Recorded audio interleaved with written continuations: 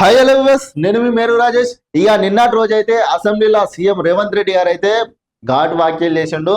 తను ఏం చెప్తుండంటే ఒకసారి చూద్దాం. నా ప్రాణం ఉన్నంత వరకు తెలంగాణ రాష్ట్రానికి ఏ భంగం కలగని అనేది చెప్తుండు. అసలు ఇట్లా నాకు తెలిసి తెలంగాణలో ఏ ముఖ్యమంత్రి కూడా ఇట్లా చెప్పలేడు.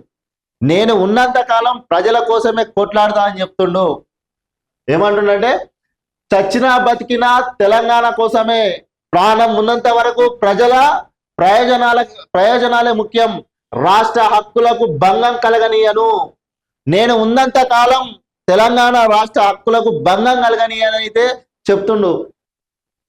అందరం కలిసి రాష్ట్రానికి మేలు చేద్దాం.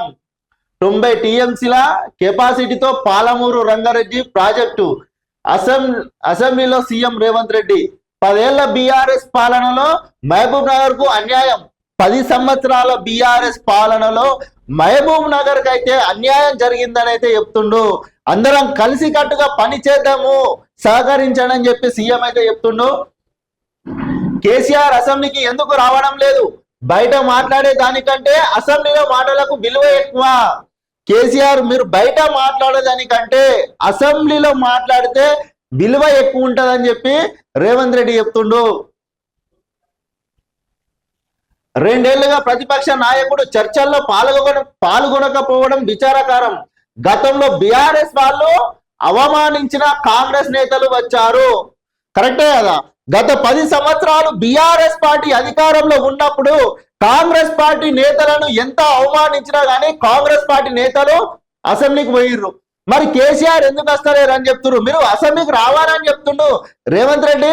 తెలంగాణ రాష్ట్రంలో కాంగ్రెస్ పార్టీ అధికారంలోకి వచ్చినప్పటి నుంచి అదే మాట చెప్తుండు. కానీ కేసీఆర్ మాత్రం శాసనసభకు డుమ్మా కొడుతున్నారు. దానివల్ల ప్రజలకే అన్యాయం జరుగుతుంది. చట్టసభలు అంటే మరి ఇంత చిన్న చూప? అసలు ఇంతవరకు మీకు తెలుసు, అందరికీ తెలుసు, కేసీఆర్ అసెంబ్లీకి ఎప్పుడెప్పుడు పోయినా కూడా తెలుసు. మొన్ననైతే ఇట్లా వస్తుండో అట్లా వస్తుండ అని చెప్పారు. కానీ ఒక 3 నిమిషాలే ఉన్నాడు, మళ్ళీ ఇంతవరకు రాలే.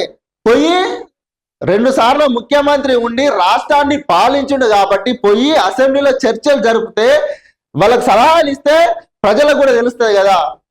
వాళ్ళు కూడా ఏం చెప్తున్నారు, మీరు రావాలి.